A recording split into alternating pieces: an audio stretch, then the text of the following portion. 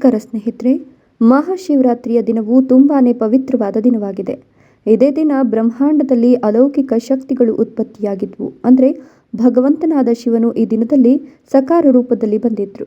ಮಹಾರಾತ್ರಿಯ ದಿನವೇ ಈ ಒಂದು ವಸ್ತುವನ್ನ ನೆಲದಲ್ಲಿ ಮುಚ್ಚಿಡಿ, ನಿಮ್ಮಲ್ಲಿರುವಂತಹ ಎಲ್ಲ ಸಮಸ್ಯೆಗಳು, ಹಣದ ಸಮಸ್ಯೆಗಳು ದೂರವಾಗ್ತದೆ. ಈ ದಿನ ದಿವ್ಯ ಶಕ್ತಿಗಳಾಗಲಿ, ತಂತ್ರ ಮಂತ್ರಗಳ ಸಾಧನೆಗಳಾಗಲಿ ಎಲ್ಲವೂ ಜಾಗೃತ ವ್ಯವಸ್ಥೆಯಲ್ಲಿ ಇರ್ತವೆ. ಯಾಕಂದ್ರೆ ಈ ಎಲ್ಲ ತಂತ್ರ ಮಂತ್ರಗಳ ಉತ್ಪತ್ತಿಯ ಭಗವಂತನಾದ ಶಿವನ ಬಾಯಿಯಿಂದಲೇ ಆಗಿತ್ತು.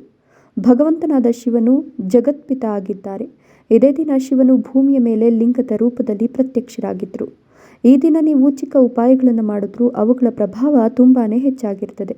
ಒಂದು ವೇಳೆ ಭಗವಂತರಾದ ಶಿವ ಪಾರ್ವತಿಯರನ್ನ ನೆನೆಯುತ್ತಾ ಈ ದಿನ ಯಾವುದಾದ್ರೊಂದು ಚಿಕ್ಕ ಉಪಾಯಗಳನ್ನು ಮಾಡಿದ್ರೂ ಸಹ ಇವುಗಳ ರಿಸಲ್ಟ್ 100% ನಿಮಗೆ ಸಿಗ್ತದೆ. ಆದರೆ ಈ ಉಪಾಯಗಳನ್ನು ಕೇವಲ ನಿಮಗೆ ಒಳ್ಳೆಯದಾಗಲಿಕ್ಕೆ ಮಾತ್ರ ಮಾಡಬೇಕು. ಇನ್ನೊಬ್ಬರಿಗೆ ಹಾನಿ ಉಂಟು ಮಾಡಲು ಮಾಡಲೇಬಾರದು. ಆಗ ಮಾತ್ರ ಈ ಉಪಾಯಗಳು ನಿಮಗೆ 100ರಷ್ಟು ಲಾಭವನ್ನು ಕೊಡ್ತದೆ. ಹಾಗಾದರೆ ಬನ್ನಿ ಸ್ನೇಹಿತರೆ, ಯಾವ ಒಂದು ವಸ್ತುವನ್ನು ನೆಲದಲ್ಲಿ ಮುಚ್ಚಿಡೋದ್ರಿಂದ ನಿಮ್ಮ ಎಲ್ಲ ಕಷ್ಟಗಳು ದೂರವಾಗಿ ಹಣದ ಮಳೆ ಸುರಿತದೆ ಅನ್ನೋದನ್ನು ನೋಡೋಣ. ಸ್ನೇಹಿತರೆ, ಈ ದಿನ ನಿಮ್ಮ ಅಂದರೆ ಈ ಮಹಾಶಿವರಾತ್ರಿಯ ದಿನ ನೀವು ಏನು ಮಾಡಬೇಕು ಅಂದರೆ, ನಿಮ್ಮ ಮನೆಯ ಅಂಗಳದಲ್ಲಿ ಇರ್ತಕ್ಕಂತಹ ಸ್ವಲ್ಪ ಮಣ್ಣನ್ನು ನೀವು ತೆಗೆದುಕೊಳ್ಬೇಕು. ಒಂದು ವೇಳೆ ಟೈಲ್ಸ್ ಏನಾದರೂ ಇದ್ದರೆ ಚಿಟಿಕೆಯಷ್ಟು ಆದರೂ ಸರಿ, ಸ್ವಲ್ಪ ಮಣ್ಣನ್ನು ನೀವು ತೆಗೆದುಕೊಳ್ಬೇಕು. ಇದನ್ನು ಮಧ್ಯಾಹ್ನದ ಸಮಯದಲ್ಲಿ, ಇಲ್ಲ ಸಾಧ್ಯವಾದರೆ ಸಾಯಂಕಾಲದ ಸಮಯದಲ್ಲಿ ಬಿಲ್ವಪತ್ರೆ ಮರದ ಬಳಿ ಹೋಗಬೇಕು. ಈ ಬಿಲ್ವಪತ್ರೆ ವೃಕ್ಷವು ತಾಯಿ ಪಾರ್ವತಿ ದೇವಿಯ ಸ್ವರೂಪವಾಗಿರ್ತದೆ.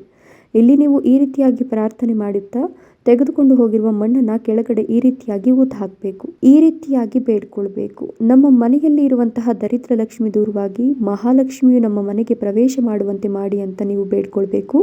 ನಂತರ ಮಣ್ಣನ್ನು ಬಿಲ್ವಪತ್ರೆ ಮರದ ಕೆಳಗಡೆ ಊತ ಹಾಕಬೇಕು. ಭಗವಂತನ ಕೃಪೆಯಿಂದ ತಾಯಿ ಲಕ್ಷ್ಮೀ ದೇವಿಯು ನಿಮ್ಮ ಮನೆಯನ್ನು ಪ್ರವೇಶ ಮಾಡಿ ನಿಮ್ಮಲ್ಲಿರುವಂತಹ ಎಲ್ಲ ಕಷ್ಟಗಳನ್ನು ದೂರ ಮಾಡ್ತಾರೆ.